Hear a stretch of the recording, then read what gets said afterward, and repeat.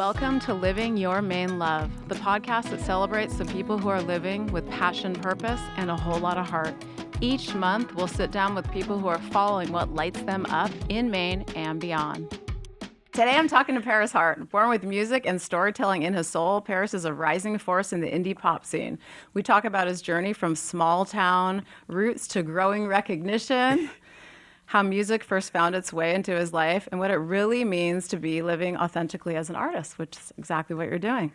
If you've ever wondered what it looks like to follow your passion fully, fearlessly, and with intention, this one's for you, and it's all about you, Paris. Thank you. You are, man. Living your life like with sight. I'm so curious to just dive in and learn. I'm going to start with just like a rapid fire just to like have fun and loosen us up, and then we can get into like the deeper stuff. Yeah. So rapid fire with Paris. Okay, first concert. Oh, so my first concert is called Stamps in Tonawanda. It's like North Buffalo. Mm-hmm. And there was like two people in the crowd, my friend and the guy that hosted the event. And we still joke about it till this day. It was so awkward and it was the worst, but we had fun. Like, we needed that. Did you feel bad for the singer? You're like, go, man, go. Yeah, it was pretty bad, but it was fun. It was good vibes. Awesome. Okay, first record you ever bought? Ooh, vinyl or CD? It could be either. Like, so CD, the first album I ever got was the T-Pain. Oh, nice. With, like, I'm in love with a bartender and I'm sprung, and I played that until it was all scratched up. I love it. And for vinyl it was, oh my gosh, it was the Fleetwood Mac album with Dreams and all those good songs. Amazing. See, you're such a range in your musical taste, even in your first, purchases. Okay, what'd you have for breakfast this morning? Oof, I had, oh my gosh, the overnight oats. Oh, nice. Yeah, I love Healthy overnight choice. oats. I love that. Okay, if your music was a color, what color would it be? Ooh, I have to go with baby blue. Like your outfit. Yeah. I love it. Who do you think is the greatest singer of all time? Ooh, I think Michael Jackson. Michael Jackson was just crazy. He had a range, and he could do it all while dancing. Yeah, he was amazing. I know. Gone way too young, too. Oh, yeah. If you could be part of any band, historically or present, what would it be? Who would it have been? Probably Led Zeppelin.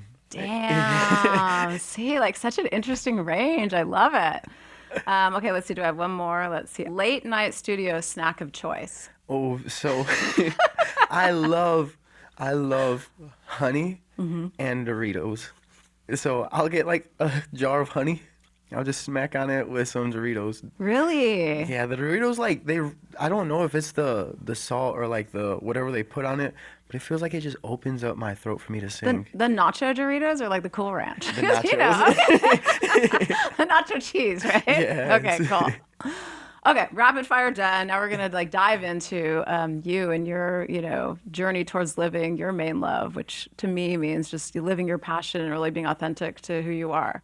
When did music enter into your consciousness, into your atmosphere as like a young child? Like, tell me your earliest memories of connecting to music. So as a kid, my parents would always play music. So I grew up on an Indian reservation in upstate New York. So like we had all of their cultural songs growing up. My dad's from New York, so I had like all the rap songs.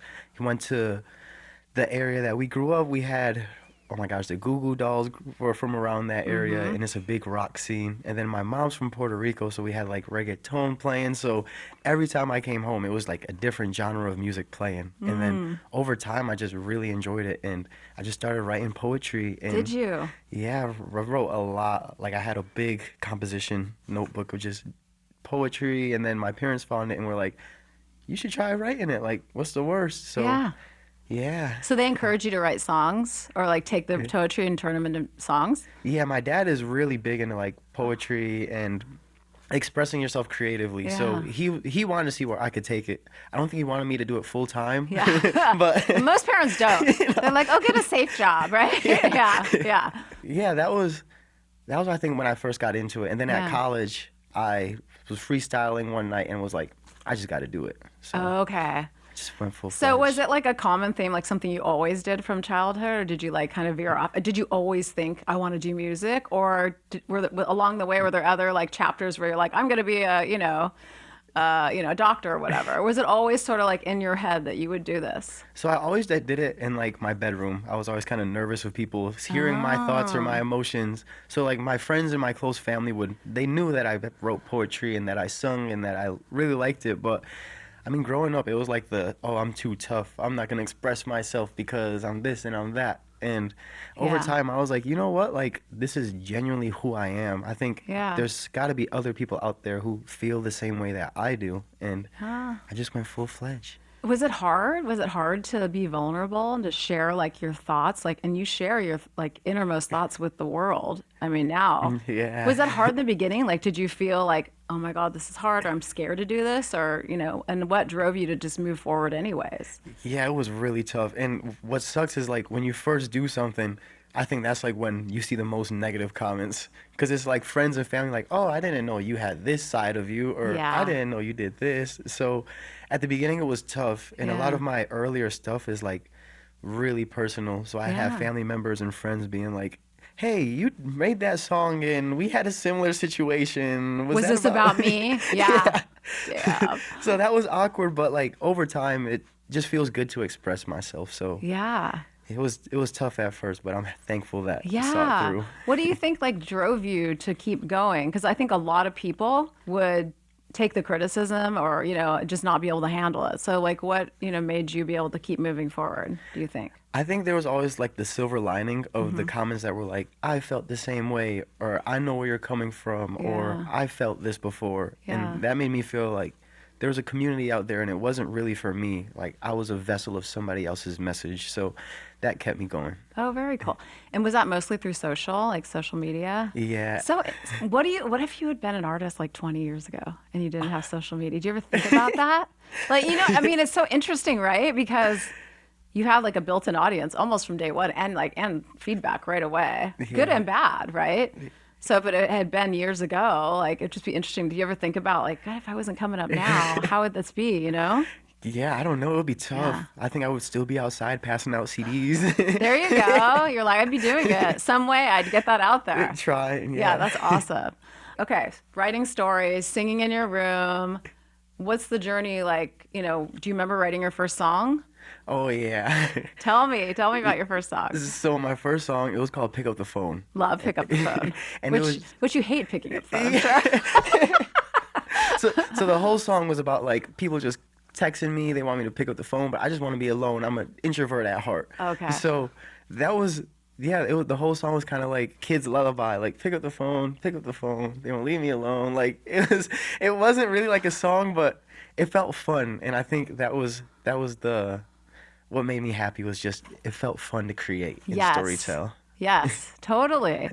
Okay, so then from that to, playing in like small venues, like how did you get to, I just am curious about how does that happen? You had enough music that you had created that you wanted to go share it live, or like tell me about how that all happened. Yeah, so at first I was like, I'm not performing. I don't want to do it. Really? Yeah, like it was really hard to get myself out there and be like, I want to go and do this. Yeah. So at first I was kind of like, I don't know. And then I had some other friends that were artists and they had shows and asked me to open up. And I opened up a few times and I really enjoyed the process. And Yeah. seeing people receptive in person kind of flipped the switch like, oh, like I'm not going to get embarrassed out here. Yeah. And it's like freeing and Is it? fulfilling. Yeah. Oh, that's awesome. Okay, along the way, like tell me things that you are surprised, like in good and negative ways, right? Like, so I'm sure I know you had some ups and downs with like dealing with record companies and whatnot.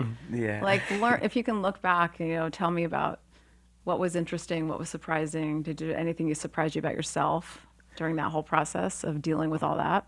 I think a pro and a con. A pro would have been just that anyone could do it. Like with social media, with the web, the internet, like you could get on Google and just look up and research how to do anything. So I think just being optimistic and being like, Yeah. all the information's there. We just gotta Yeah. do the work was cool. And I think a Yeah. con is that the industry isn't as friendly as a lot of people think. It's a lot of like dog eat dog or Yeah. competitiveness. And I'm more of a homebody, low frequency. Mm-hmm. So Mm-hmm. dealing with that energy was kind of interesting, and I'm still Yeah. trying to learn Yeah. how to navigate it. Yeah.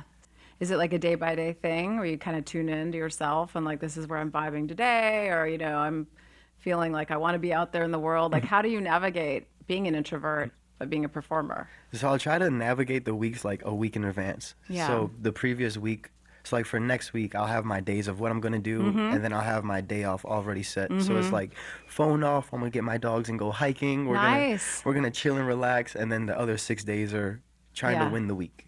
That's awesome. Okay, what kind of dogs do you have? Because I'm a dog person. I love dogs more than anything. I have a Belgian Malinois Oh my God. and a Moscow Watchdog. Wow. He's half Saint Bernard and half Caucasian Shepherd. Oh my God. Those are two like intense dogs. And the Belgian, aren't they super athletic? Like I've seen them do videos like jumping over like fences and whatnot. Yeah, so we'll play fetch, and if like something's behind the couch, Yeah. I'll just tell her, I'll say, go get it, Cammy, and she'll just jump through the couch, crawl back in. Oh She's my like a little God. ninja. Oh my God, I love it. Shifting gear, I want to talk about social media a little bit. So I'm interested because you do a lot on social. And I was like telling Joji, it's this really cool cryptic post. And I love it. I'm always like, what does he mean? Do I just not get it because I'm like a little older? But I'm like really interested in your social media presence. Well, first, I think it's so interesting that despite how connected we all are, the loneliness epidemic is like worse than it's ever been. Yeah. So what your perspective on that? I'm curious.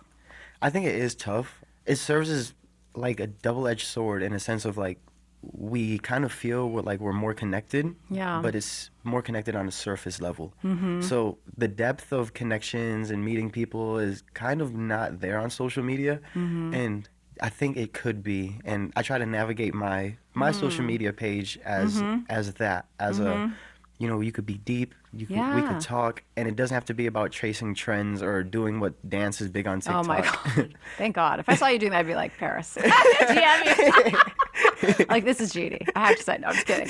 No, yours is super interesting. And it is really thoughtful and thought provoking. And you don't even have to say a lot. You kind of just say things to make people think. Is that very intentional? Yeah, I don't know. Deep down, I don't really say a lot. But you say enough, but the things you say are thought provoking. Yeah, I try to be, but Yeah.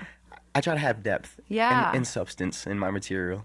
You do. You totally do. No, and I'm always like intrigued. So I was like, I do like, and I didn't, before I was going to talk to you, I was like, I don't know who's going to show up here. But you're so like warm and like positive, such a cool vibe, But I was like, I can't ask him about his cryptic posting.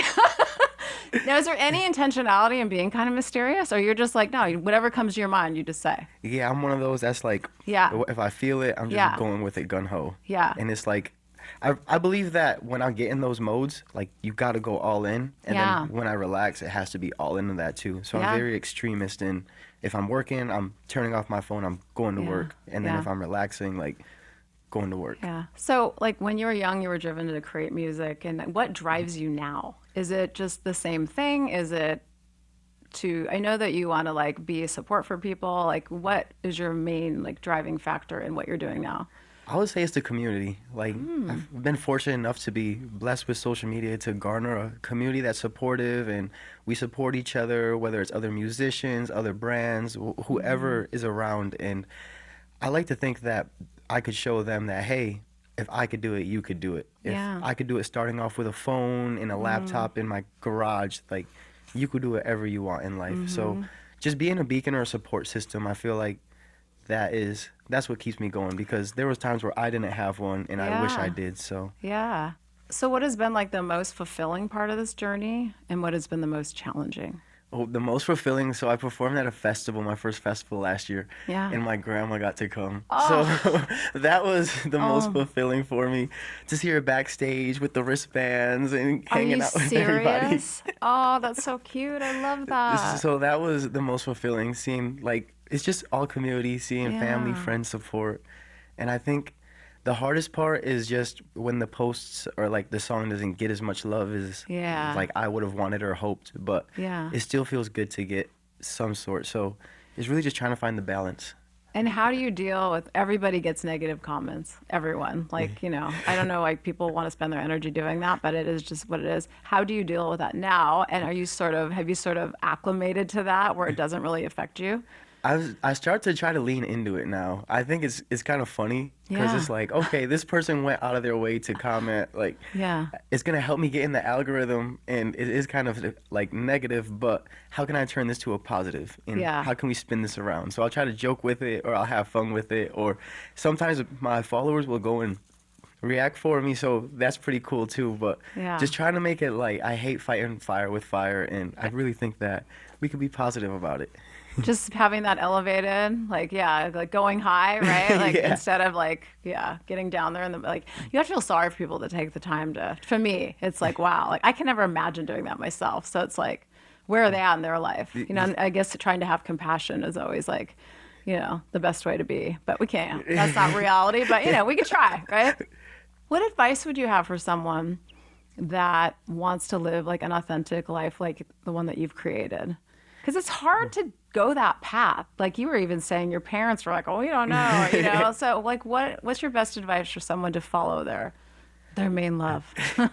I'd say go with your heart and just try. Like as long as you have effort and as long as you're trying, no one could take that away from you. Yeah. As long as you're working on yourself, trying to do the things, and being honest. Because there was times where I told my parents, "Hey, I know you told me not to do this, but I'm gonna do it anyway. Thank you for the advice, but my heart tells me I have to do this." And I think just being honest and just trying, people have to accept that. Like Yeah. they can't say no to someone that's trying. Yeah, no, I agree. And what's your perspective on failure at this point in your life? I think it's a necessity. I think it adds balance. In the universe, you kind of have to have balance. If you're always winning, like, it's not going to be fun, and it's not going to Yeah. be, you're not going to grow. I think Yeah. in the losses and in the failure, you have to grow. So I think everyone should fail. I agree. Do you think you learn more from failure or yeah. Yeah, most certainly. Yeah. I agree. Because you have to learn like an alternative route. You think that you're just gonna go straight and you're it's like an easy highway paved, and as soon as you get that pothole or a flat tire, you learn how to MacGyver it or how to get around the situation. Totally. I totally agree. Yeah. Like you think back to even like, your career and you just, because we all want to do a great job. So when we don't, it's like it really hits. But you can like, analyze it and then just like detach and go, okay, I've learned, because we're human. We're going to make mistakes, right? Yeah. So what do you love about Maine? Oh, And what's your history and your love affair with Maine? Tell me about that. I love the peacefulness of it. When I first came up here, I was shocked that there was no billboards. Right? Yeah, that's true. So that was pretty shocking, but just the people, the food, the culture, the drinks. Yes. Everything about Maine is just like, it's so low frequency and just chill, and it's a vibe. It's authentic vibe, don't you think? Yeah. And Yeah. it's so local and I it's so know. communal. I know. Can't beat it. I love like driving around and like you're on a road and it's like farm, there's a sign and you pull in and then you can buy honey and eggs and I'm like, this is amazing. Being from LA, it's like, wow, right? I love that because New York is so different. But like growing yeah. up on the reservation, what was that like? It's different. Yeah. Like, is it like communal living or like what was the, give me the environment. I'm just curious. So it's rural. Okay. So there's farms there. Neighboring schools have like drive your own tractor to school day. What? It's pretty country out there, but it's so communal and everyone knows everybody. Yeah. If someone's doing something, everyone knows. So the community kind of all pitches in to support somebody if they're on the wrong path. So That's nice. yeah, it's Yeah. pretty cool, and I love it. Aw. Where are your parents now? So my parents are back home. They Okay. still live there. Okay, cool. Yeah. So you go back and forth and go see Yeah. them, and they keep you grounded. They're like, we know you're some like pop star now. We're like, you're just, you're our son, right? You're not. You're not. You walk in the door, you lose it. Not like you have an ego. You don't seem to at all. Ego is edging God out, anyways, right? We know that. So we're like, no. What's next for you? Like when you see do you live in the now? Or are you more like 3-5 year plan? Like, tell me about that. So I usually go 6 months. I You go do? 6 months ahead, and that's it. Because if I go too far, then something's gonna have to change. Variables happen, and Yeah. I do 6 months. So what we got planned now is some songs and some music videos coming out. Awesome. And I self-published my first book. So What? it comes out September 24th. I'm extremely excited about that. Oh my God, we have to promote that. What's it called? It's called The Company We Keep. It's a psychological horror. What? So, Wait, it's a yeah. fiction? Yeah. Story? Can you give me a little synopsis? So it's basically, there's this guy, Jake Warren. Okay. Do we like Jake Warren or not? Yeah, he's a great guy. Okay. New father. Okay. And trying to get a job to provide for his wife and his kid. Okay. So he's really working hard, applying everywhere. He gets a job offer from Order Solutions. He didn't apply there though, so he wonders how they got their information. Okay. So then, as soon as he gets to the job, some things feel a little bit off, and it becomes a give and take to where he wants to invest his time. Yeah. If he wants to invest it to his family or to the job, and it's kind of gets into the psychological horror of that. So if you like Black Mirror, I or love it. anything like that, it kind of gets into that vibe. How long did it take to write? Oh my goodness. Oh, It's a journey too. yeah, it was about a year and a half. I was in between music and in between shows. I'd go and type a little bit, put some notes in my phone, and yes. I'm so impressed. I have to read this book. I'm like I've been writing like scary stories since I was a little kid. Just always loved writing too, and always horror was always, I don't know why, appealing. My mom was like mortified. You know, that's the movies I don't. I'd be like, I don't watch Halloween. She'd be like, no. But anyways, I can't wait to read your book. Congratulations! You have to like let me know when it comes out. I'll send you a copy. Oh my God, I would love it. Favorite scary movie? Oh my goodness. Do you like horror? Yes. Same. I love it. Yeah. I love spooky season. That's my favorite time of the year. Me too. Halloween's my favorite holiday. Yes. Yes. I can't wait. I'm trying to make it to Salem this October. Oh my God, I've never been. That would be cool. Okay, favorite horror film? Ooh. I like Silence of the Lambs. Silence of the Lambs is amazing. It's Yeah. really like, but it's a good, Yeah. yeah. So you're doing a book next. You have more music coming. Anything else you want to tell to all your fans and supporters out there? I like to say thank you for supporting Aw. everything along the way. Go check out Mainelove because I wasn't a fan of sparkling water, but I drank it all. Did you? Yes, I loved it. Really? Mm-hmm. Oh, we're going to get you more. My Okay, brother good. would try to get me to get some whenever we go out drinking or whenever we go hang out, and I was like, no, what do I look like drinking sparkling water? It's gross. But with these, I like smashed them. So everyone out there, if you want to support a quality drink, go get some Mainelove. That is so nice of you. Yeah, it's been an awesome, like, the Mainelove journey. And it's just like working with a company of people who are so authentic and love Maine and want to like highlight the state and keep, you know, the revenue in Maine, and it's water from Maine, and it's working with the local brewers, and it just feels very like community. It's so cool to be a part of something that just feels like so positive, you know? So I'm thrilled to be here too. Well, thank you, Paris, for being here. This has been amazing, Thanks and I for can't wait having to me. like follow your journey and read your book. Oh my God, you already have a reader of your first scary novel, and follow everything else you're doing too. So thank you. Thank you, and thanks for guys. having me. It was Of course. time. Oh my God, so fun. We loved it.